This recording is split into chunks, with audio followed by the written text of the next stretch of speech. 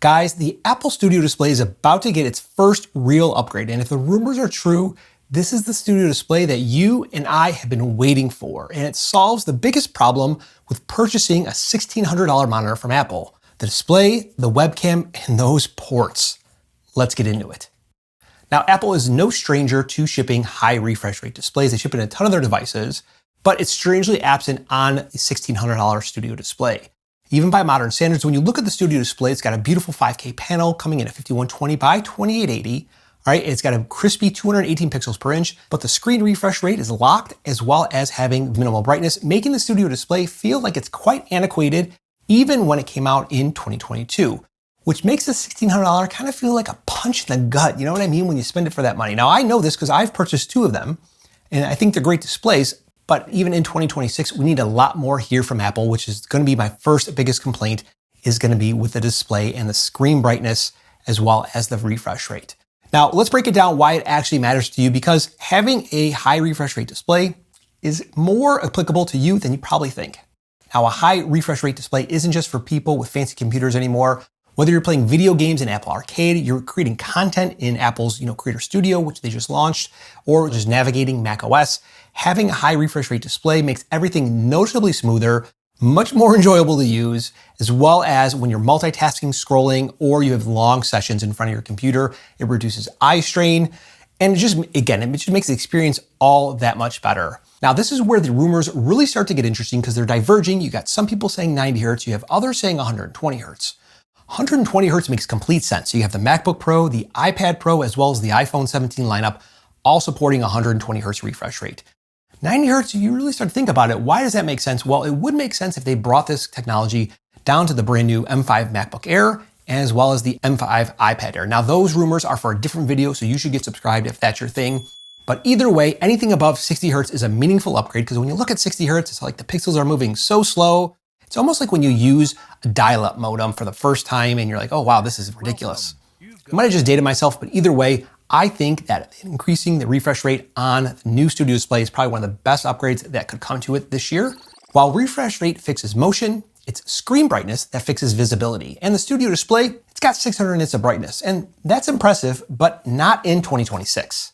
If you've ever used a MacBook Pro with mini LED or the new iPad Pro with tandem OLED, you know exactly what I mean, because the screen will hit 1600 nits of peak brightness, and you get better visibility in bright rooms. You get better reflection control because you are able to adjust the screen brightness, and it just looks better under harsh overhead lighting conditions. But it's not really just about raising the brightness so you burn out your eyeballs. It's about being able to see what is actually on your screen, and it's the very foundation for high dynamic range content, or HDR content, which means you'll get brighter highlights, you'll get darker blacks, better contrast, and the video or the image that you're looking at will just feel more true to life and more alive, which is why higher peak brightness absolutely matters in a new Studio Display. Not for the sake of just making the screen brighter, but improving visibility in more lighting conditions. Now, it remains to be seen whether or not Apple's going to use the technology from the MacBook Pro, which is mini LED inside of the new Studio Display, or if they'll go with dual tandem OLED. But either way, raising the minimum brightness from 600 to 1000, 1200, or 1600, which is actually going to be true HDR, is going to be a welcome addition. You think about Apple,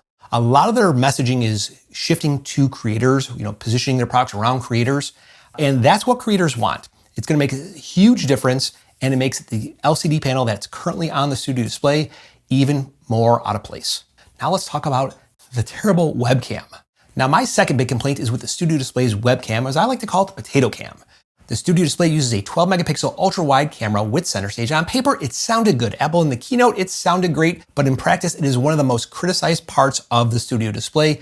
Images are soft, they often look overprocessed, and it just simply does not match the quality that you get from other devices when using FaceTime, like the MacBook Pro or even the iPhone 17 Pro, which means when you're taking a video call from your office, you're on Zoom, you look terrible compared to those two devices. I don't think it's acceptable in this day and age after spending $1,600 on the Studio Display. Well, according to rumors, the Studio Display is going to get a new chipset. It should be the A19 or the A19 Pro, which is the same one that's used in the iPhone 17 Pro, which means that you are going to get great quality, good processing, good tone mapping, as well as noise reduction and overall camera quality. Now, I think that we should also get the new square sensor that's on the front-facing camera of the iPhone 17 Pro, which is great on this device, resulting in all-around higher image quality. But I think that if Apple expects us to fork over $1,600 for this display, the built-in camera should not feel like an afterthought. Now, my third biggest complaint is going to be with the ports on the Studio Display.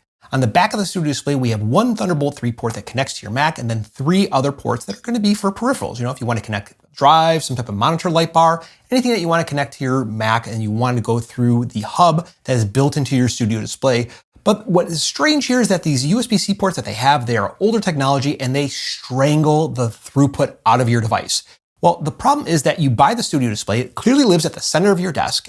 It has a hub built into it, but you cannot even use it as a hub because of the limitation that is on there. And you end up having to buy a Thunderbolt dock or a Thunderbolt hub just to plug your Studio Display into because it doesn't have technology built into it, which is just super frustrating. Thankfully, the Studio Display 2 is supposed to solve that because it will adopt Thunderbolt 5. Thunderbolt 5 gives double the bandwidth for Thunderbolt accessories as well as up to 120 gigabits for video applications. And that means it should support high refresh rate, which we talked about number 1 as well.